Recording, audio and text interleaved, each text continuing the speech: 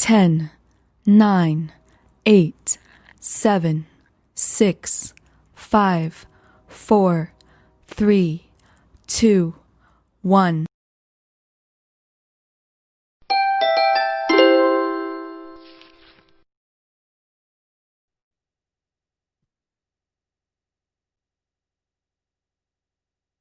Hello, ladies and gentlemen. I'm Utkarsh Tandon, and a warm welcome to all of you for this post match analysis, or rather, post day analysis of Denmark Open.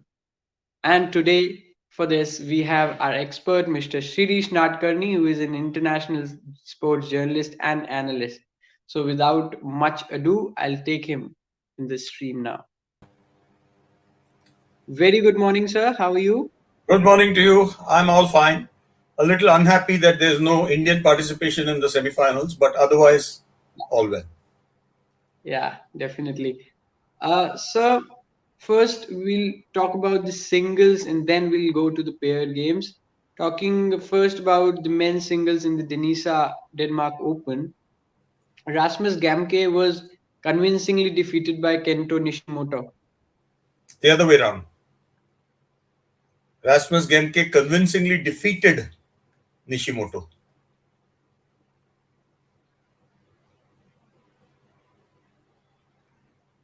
Am I audible? Yeah, you just said exactly the opposite of what happened. Nishimoto lost, Gemke won, and Sorry. This is the first all Danish final in the Denmark Open badminton. It's never happened before. That two Danes have made it to the final. The other one being Anders Antonsen, who was decidedly superior to the world number 2, Chao Tien Chen, and beat him also in straight game. Yeah. What do I say? Antonsen is on the up and up. He's been coming. He's been showing that he is going to be a possible future world champion.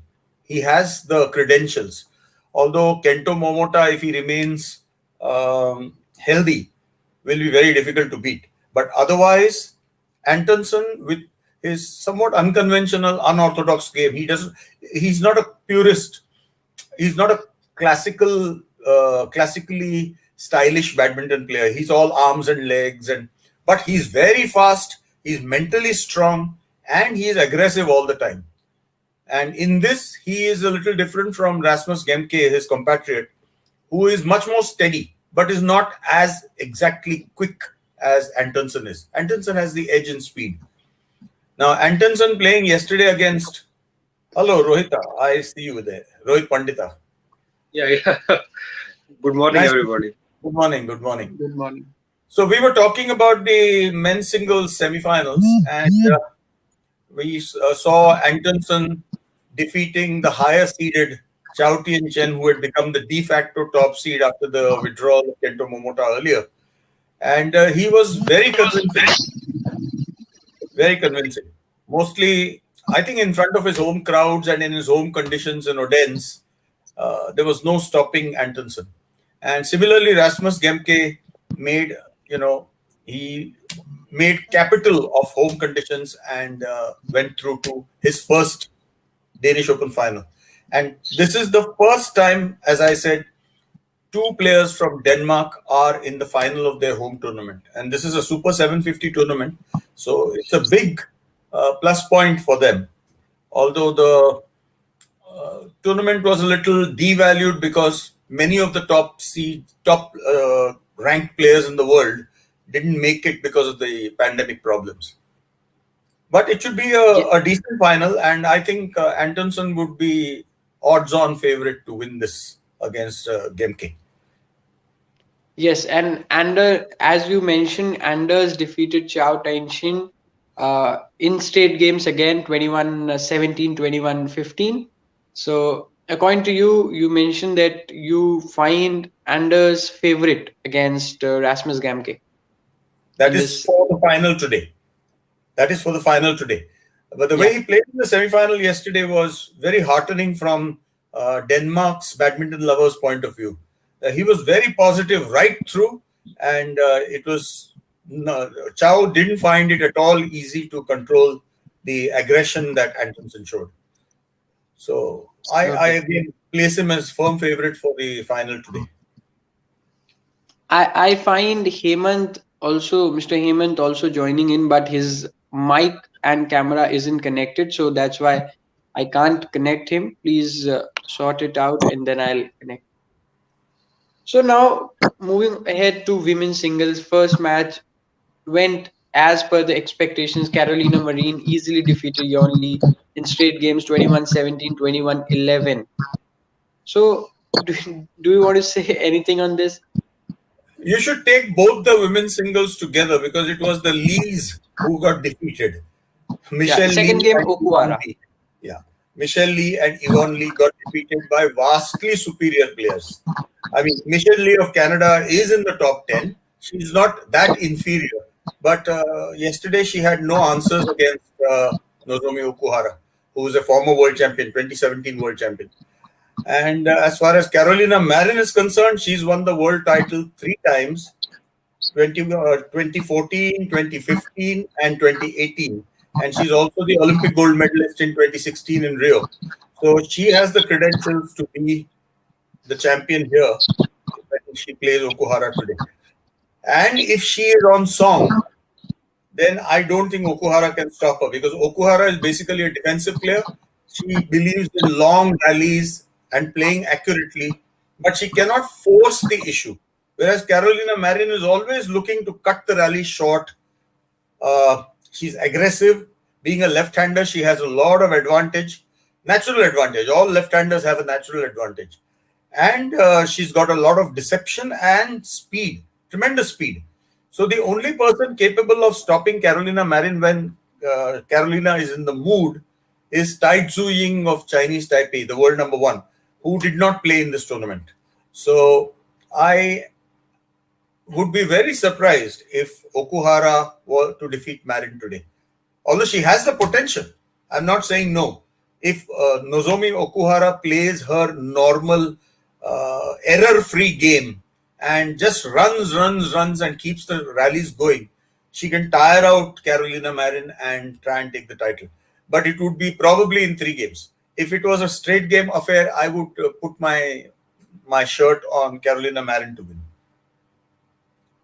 Okay, and definitely, as far as the semifinals were concerned, as I said, neither Yvonne Lee nor Michelle Lee could give any real fight to the two who have made the final.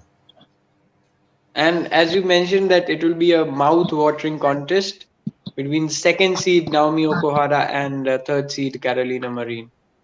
So I have Engineer Rohit also with us. Hello and a warm welcome in the show. So do you have any question or any comments on this?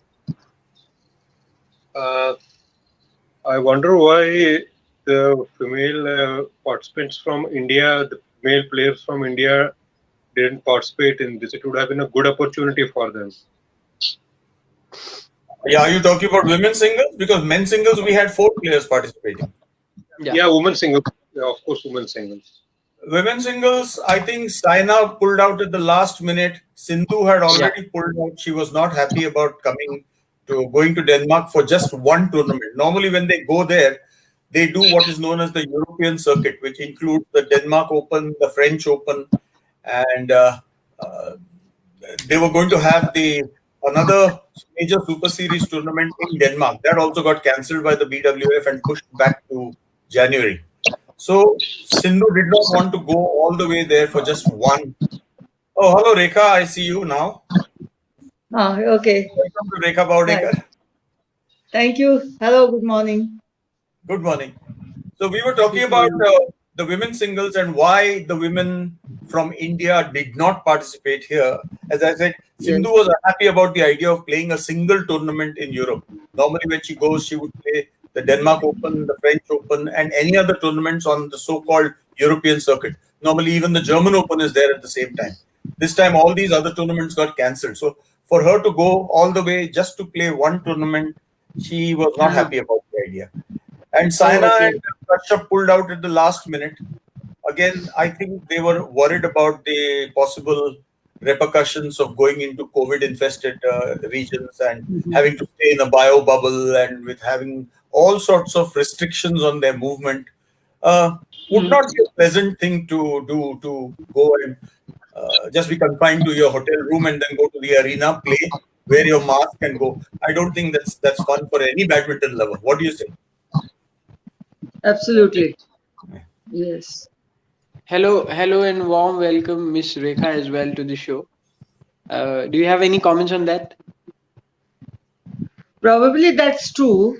And even I remember Novak Djokovic for US Open, he preferred to stay in the hotel rather than, not in the hotel, rather than in his own apartment because he wanted to be free, like no restrictions like that. Probably they were right in their own way. Saina and Kashyap.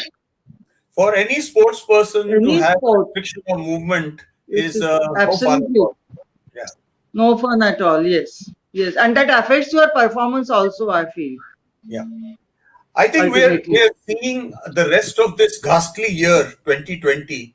I would like to cancel this year out from my life, if it were possible, because everything wrong has happened during this year, and we just look forward to 2021 because there are no more tournaments scheduled in the rest of 2020. Even the year-end, the Grand Prix finals have been postponed to January. So I think for badminton lovers, there's no more international badminton to look forward to in the rest of the year. Rest of the year. Now there are hardly 2 months more. Sorry, you were saying?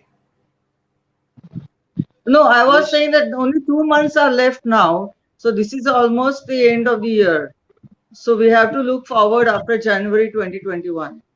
You're saying only 2 months are left. I'm saying 2 bloody months are left in this year. Oh, that's true. That is always there. Even a week is too much for us. In Bombay, our clubs are not open, and in Pune, they are all open now. They are they're preparing for the courts to open. That's right. And in Bombay, we are just stuck in the house. I read in the papers today that gymnasiums are open, but gymkhanas and clubs are not open yet. Clubs are not for open indoor yet. sports. So there is still a long wait. One doesn't know when it will happen. Yes, absolutely. I haven't touched my badminton racket since March. I had gone to Sri Lanka in March for a work trip and I played there. And after I came back, this lockdown was imposed. And thereafter, the rackets have been lying there. I think there probably will be fungus on the grips as and when the clubs are opened. I'll have to clean them with liquid and disinfect them and then start playing with them. Same thing with me in Jaipur. We came back from Jaipur Nationals on 26th of February, 27th February. And after that, nothing. Just nothing. Just few days we played. It's been very bad. Whole of March, April, May, June, July, August, September, and October. Now almost 8 months. So that's a long time. For badminton players to stay without playing is a huge position. Very bad. And that's a mental block also, Yeah. Because we are not agile physically and even mentally. Yeah, you lose out. You lose out on your... I had attained a certain level of fitness, which I was quite happy with because I am looking forward to next year's World Veterans Championships. And I was working towards that. So I had achieved a certain level of fitness by March, which has all gone down the drain since then. Yes, that's true. So you have to again start from the scratch. Oh yes, and a lot of scratching has to be done to get back that level of fitness. And now moving to the pair games, men's doubles. Marcus Ellis and Chris Lange, 5th seed, will be against Vladimir Ivanov and Ivanov Sozonov, 7th seed, in the men's doubles in the final. It's like this. The men's doubles event was shorn of much of its luster because very, very few of the top 10 pairs played in Denmark. So it was mainly the European players who got a chance to, go further in the tournament. Now, Chris Lange and Marcus Ellis, they are a reasonable pair, decent pair. They're in the top 8-9. But I'm sure our top pair of Satvik Sairaj, Ranki Reddy, and Chirag Shetty would be able to beat them. But our boys didn't go there because of this pandemic hassle. Whereas Ivanov and Sozonov, who are Russian, have won the All England Championships on one occasion in the past, either in 2015 or 2016. So they're not a bad pair at all. And we've seen both of them playing in the Mumbai PBL, Yes. Premier Badminton League. Yes. Yes. Good players. But again, they Yes, cannot good players. compare to some of the Chinese top pairs or the Indonesian top pairs like your Kevin Sanchez, Mulyo, and Yes. yeah. So since neither the Indonesians nor the Chinese came to play, and nor the Malaysians, this event was shorn of a lot of luster. And you'll have a final between Ivanov, Sozonov on the one side and Lange and Ellis on the other side. But I frankly am not really enthused by whatever the result may be. And for If you want me to talk about the women's doubles, yes, the world's top two pairs from Japan are in the fray, and as expected, they made the final. You have Hirota and Fukushima on the one hand. Fukushima, first seed.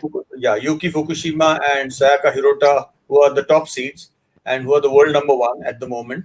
They're playing against their compatriots. That is Matsumoto and Nagahara. Yeah, Nagahara and so that is a very, very even contest. Now, women's doubles, you will often see long, interminable rallies where with one side hitting, and then just tossing the shuttle back and allowing the other side to hit.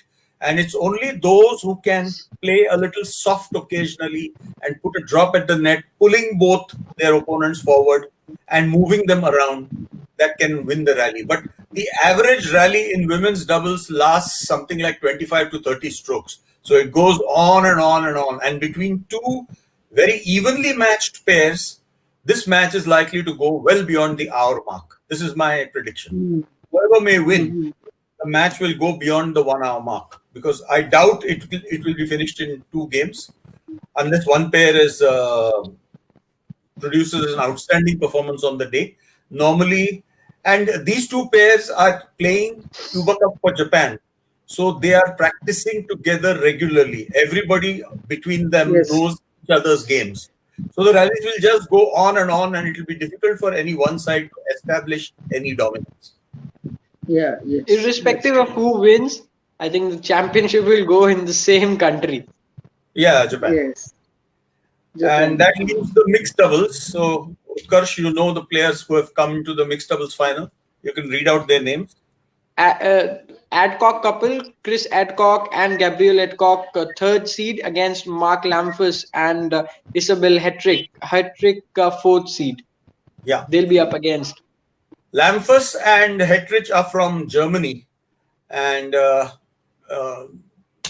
Chris and Gabriel Adcock have been seen in India in the Premier Badminton League very regularly. Yeah. They come every year. And husband and wife combination. Yeah.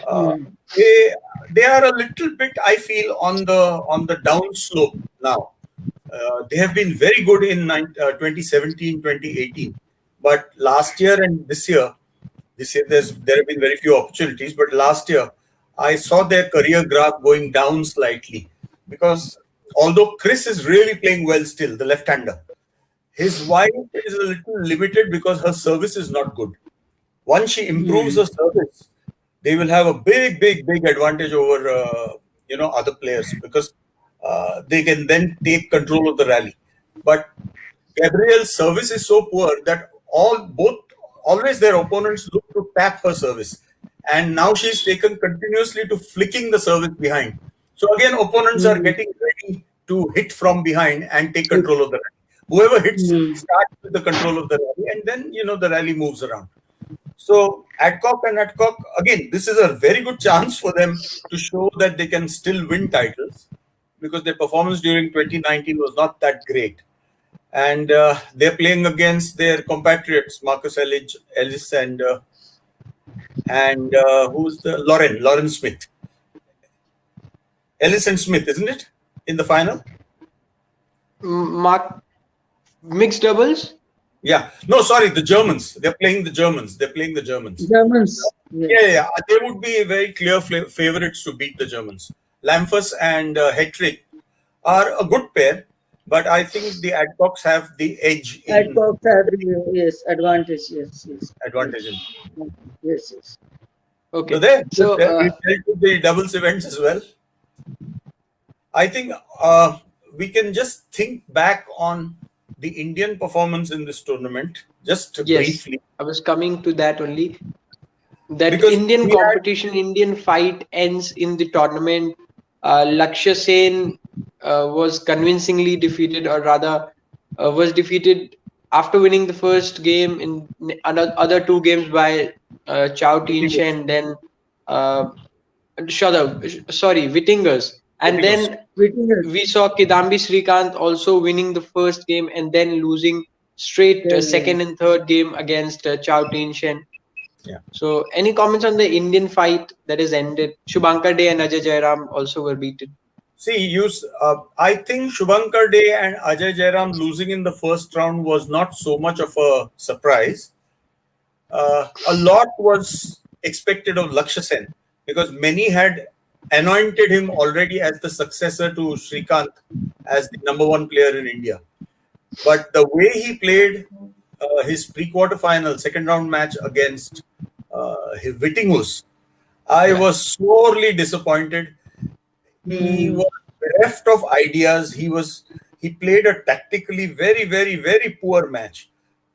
I mean, he should have remembered that Wittinghus is 34 years old. He's a veteran of the circuit. He's almost on the verge of retirement, whereas his own legs are 19 years old. So there's a 15-year age gap between the two. He should have remembered that, and if he found that his smashes are not making a dent in the opponent's defense, he should have prolonged the rallies. He needed to prolong the rallies and let his own fitness, weigh in the thing. Yes. Whereas he just went on smashing even from the baseline, because what was happening was the net was being controlled by Wittinghus. Wittinghus is a very wily old customer, and until he's fit and fast on the court, he will try to control the net, and he managed to control the net very well against Lakshya Sen and kept him on the baseline. And Lakshya was trying to smash from the baseline. He got very few points by smashing. He has that good cross-court overhead smash, which I think has seen Srikanth using and has developed it. But otherwise, smash into the body, smash into the sidelines, it did not work. He should have changed his game. He should have tried to prolong the rallies, move Wittinghus from side to side, front to back, make him play rallies, and let his own superior fitness weigh in the balance.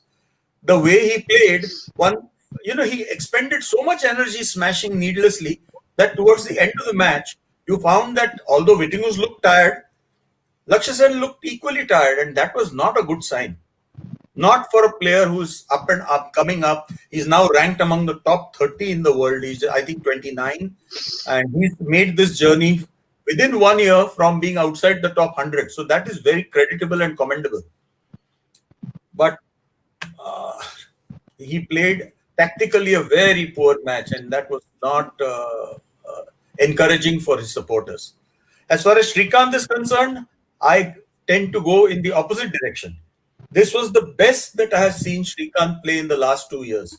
After his exploits in 2017, when he won 4 Super Series or World Tour, as they are called now, titles, and was runner-up in the Singapore Open, the 5th one, he has not had the same level of success thereafter.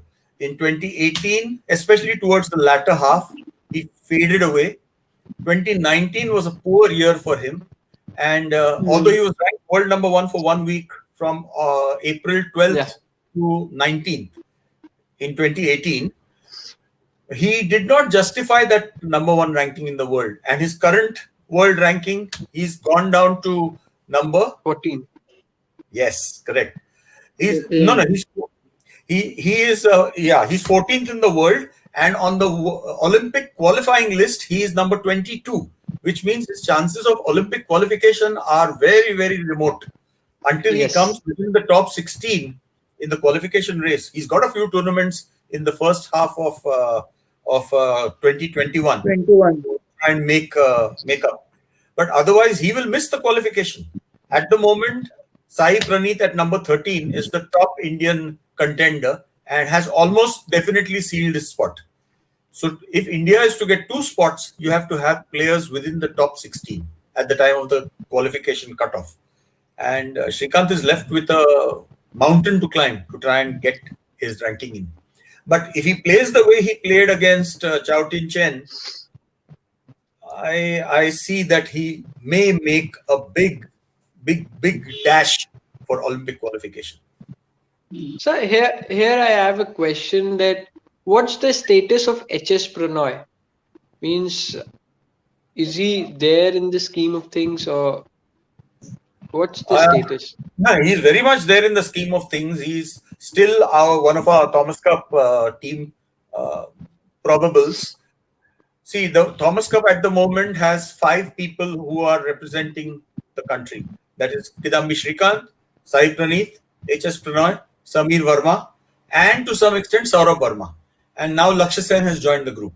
And then in the doubles, you have Satvik Sairaj, Ranki Reddy, and Chirag Shetty on the one hand, and you have Manu Atmi and Sumit Reddy on the other. So those are the 2 pairs that we have for playing for India.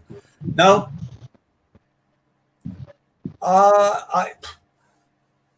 you wanted me to suggest how HS Pranoy can make it big in 2021 because 2020 is gone. I feel very sad because HS Pranoy is one of the most talented players I've seen in recent times. Very good game, lovely backhand, lovely backhand, good control on the shuttle, good sense of play. He's good at the net. Everything is good about him, but I don't know why. I think he had a major toenail injury which became septic and was badly treated by the doctors. And that cost him, I think, 2 months at the beginning of 2018. And thereafter, I have not seen him play to that potential level. I don't know whether is it advancing age because he's 27, or is it a lingering injury in that toenail, or what is it? Or it's a psychological scars of having that injury and he's not able to move on that foot as fluidly as he used to. I don't really know. And then there is no data for me to give you any idea because there's been no competition in the last 7 months. We don't know how fit he is. Gopichand Academy was reopened only 2.5 or 3 months ago. For 4 months, there was no training, nothing at all. So I don't know what would have happened to him. This period of inactivity seems to have helped Srikanth. Maybe he had become stale and he needed the break from the game. That may have happened. But otherwise, apart from that, he has come back strong. And I look forward to him playing the way he did against Chow in his future tournaments in 2021. Yeah. So for today, your prediction is Anders against Gamke. Anders will win. I will say yes. Antonsen will win. I will say Carolina Marin will win. And I'm not really bothered about who else wins in the doubles. Okay. So I'll quickly go to Rekha ji as well for any comment. Any queries? I just wanted to.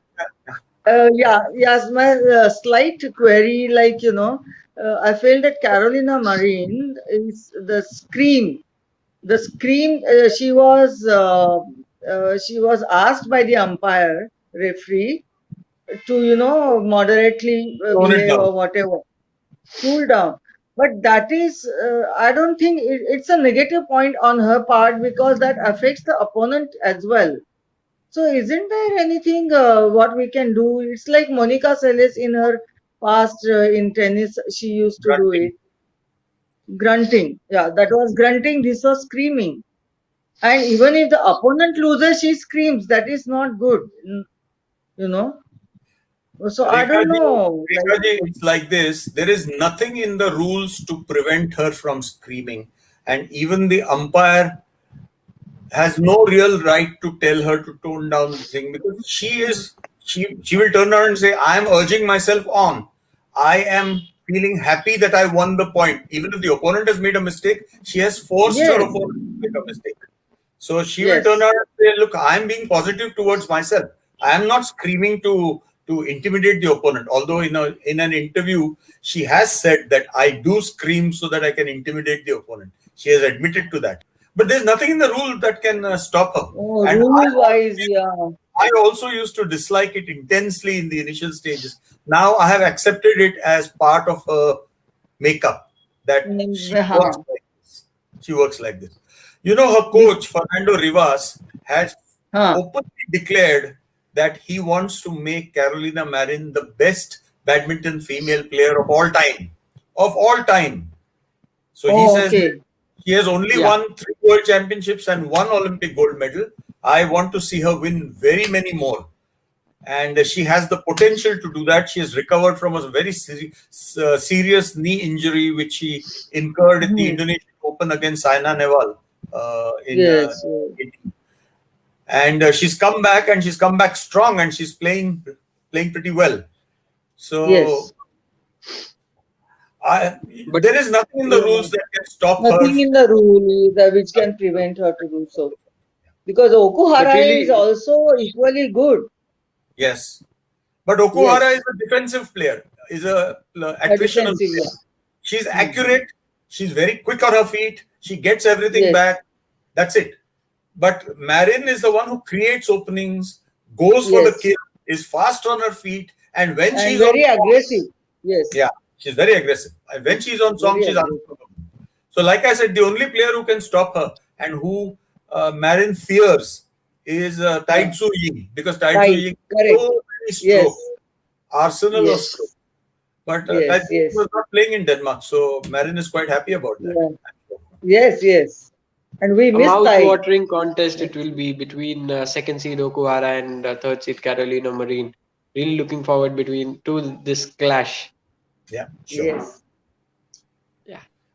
So I think we're running out of time, and so let's wrap it up quickly, and we'll meet tomorrow again and discuss the end of Denmark Open. But before that, I'd like to inform the viewers that every day you can join us at 11:45 p.m. Indian Standard Time for the analysis of every day's IPL games, along with Mr. Monty Panesar, former English spinner, Hmm. and our own Shirish at 11:45 p.m. Indian Standard Time. So it will be today as well. So you can tune in at 11:45 and can join the discussion. So that's it from my side. Last comment from Shirish sir and Rekhaji. Yeah, you can remind our badminton loving friends that we'll be back like the proverbial bad penny at 10:30 tomorrow morning to Yeah, discuss the Yes. Denmark at the Open. Yes. Yes. at the same Yes. time, 10:30 a.m. tomorrow for the Look end forward 10:30. of the to that. Denmark Yes. Open, and we'll Looking forward. discuss Yes. the winners of Hmm. the Denmark Open tomorrow. Today's. Yes. Yes. Thank you for being Thank on you the so show. much. Yeah, thank you. Thank Thanks you a lot, so much. Rekhaji. Thanks a lot, Yes. Shirish sir, Thank for you. coming. Thank you, Shirish and Bye. Utkarsh. Yeah. It was Thank you. wonderful Thank you. Bye. having a chat Bye with you. bye. Thanks a lot. Goodbye. Yeah. Thank you. Thank you. Bye bye. Good day.